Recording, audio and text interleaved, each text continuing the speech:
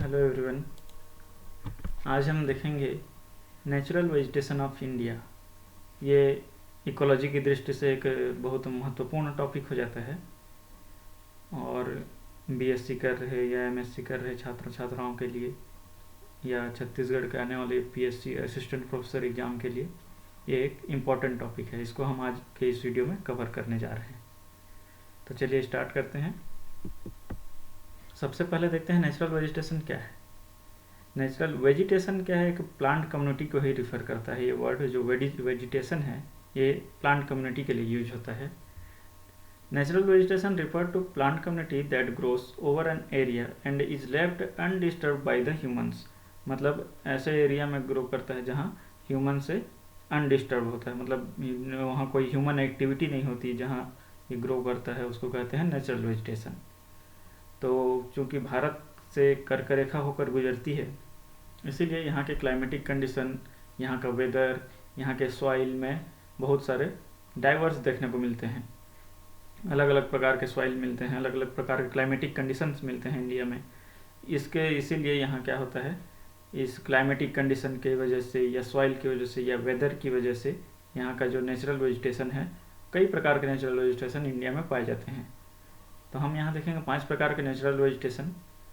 पहला है tropical evergreen forest, दूसरा ट्रॉपिकल डेसिडियस फॉरेस्ट, तीसरा है ट्रॉपिकल थॉर्नी फॉरेस्ट, चौथा माउंटेन फॉरेस्ट और पांचवा है मैंग्रोव फॉरेस्ट या लिटोरल या स्वयं फॉरेस्ट जिसको कहते हैं। सबसे पहले देखते हैं ट्रॉपिकल एवरग्रीन फॉरेस्ट क्या होता है। They are found in area of heavy rainfall, मतलब सब जहाँ बहुत ज़्यादा रेनफॉल होती है ऐसे एरिया में इस प्रकार के फॉरेस्ट देखने को मिलते हैं। बिकॉज ऑफ हाई रेनफॉल यहाँ साल भर वर्षा होती है, इसीलिए यहाँ का जो वेजिटेशन है क्या होता है, बहुत डेंस होता है, बहुत घना होता है।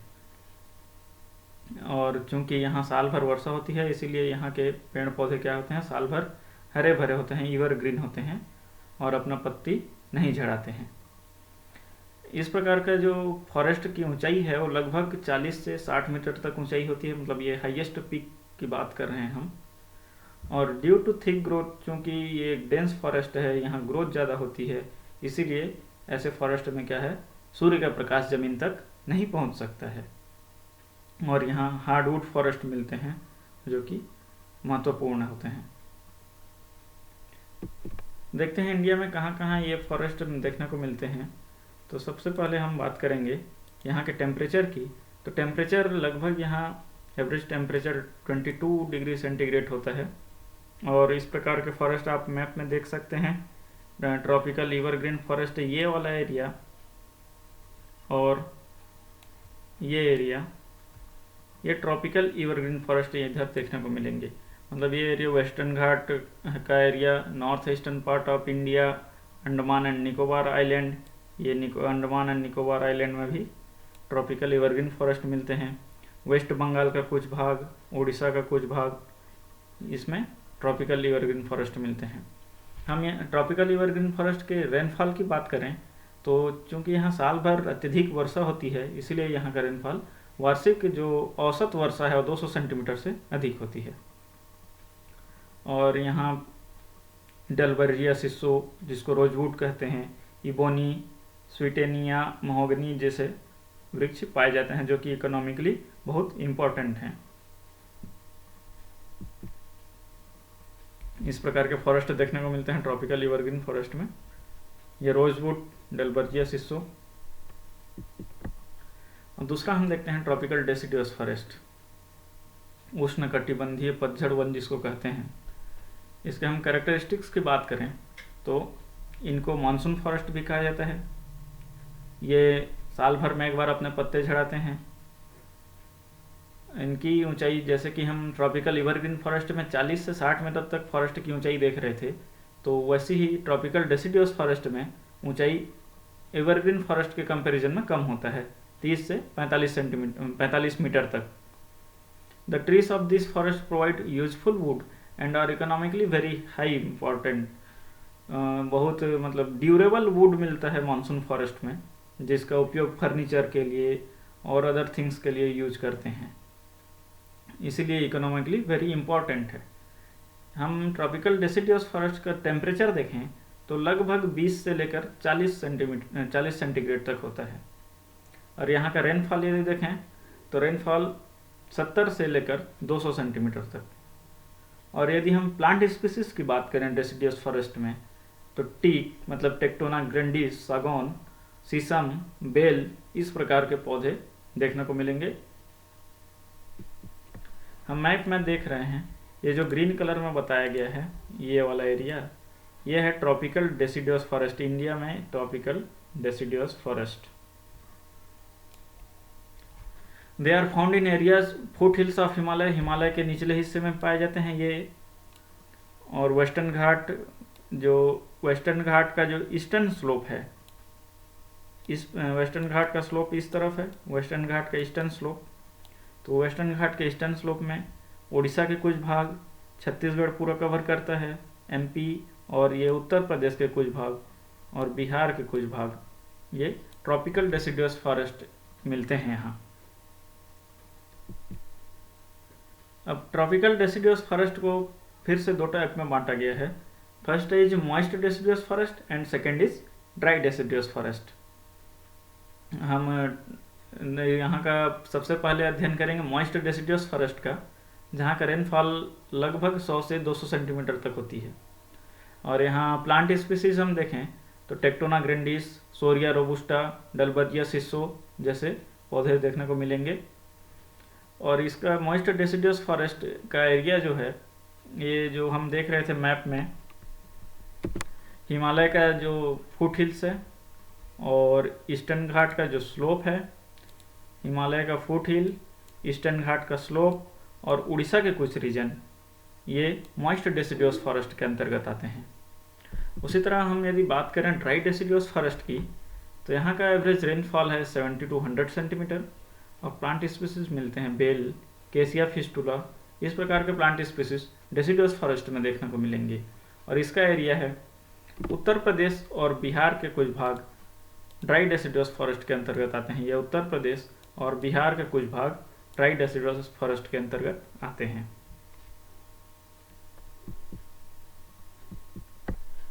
अब हम तीसरा वेजिटेशन देखेंगे, tropical thorn forest. Characteristic feature हम देखते हैं अगर थॉर्न फॉरेस्ट का, तो यहाँ के प्लांट्स होते हैं उनके लीव्स कैसे होते हैं, वैक्सी होते हैं। क्यों? लॉस ऑफ मॉइस्चर, ताकि मॉइस्चर लॉस ना हो। चूँकि ये एक रेगिस्तानी इलाका है, यहाँ पानी की कमी होती है, इसीलिए प्लांट्स एडाप्टेशन कर लिए हैं कि prevent loss of moisture from the leaf skin. इसीलिए यहाँ के प्लांट्स के लीफ कैसे होते हैं, वैक्सी होते हैं। और प्लांट डीप रूटेड होते हैं, मतलब उनका जड़ जो है जमीन के अंदर बहुत गहराई तक गया होता है। यदि हम थॉर्न फॉरेस्ट के टेम्परेचर की बात करें तो यहाँ चूँकि एक रेगिस्तानी क्षेत्र है, इसीलिए यहाँ का टेम्परेचर 40 डिग्री सेंटीग्रेड से ज़्यादा होता है। एवरेज रेनफॉल देखें हम यहाँ का एनुअल रेनफॉल तो 50 सेंटीमीटर से कम होता है, और ये वर्षा केवल रेनी सीजन में ही देखने को मिलती है। यहाँ का हम प्लांट स्पीसीज देखें तो कीकर, एकेसिया, एजेडी रेक्टा और जो भी जीरोफिटिक प्लांट हैं वो थॉर्न फॉरेस्ट में देखने को मिलते हैं।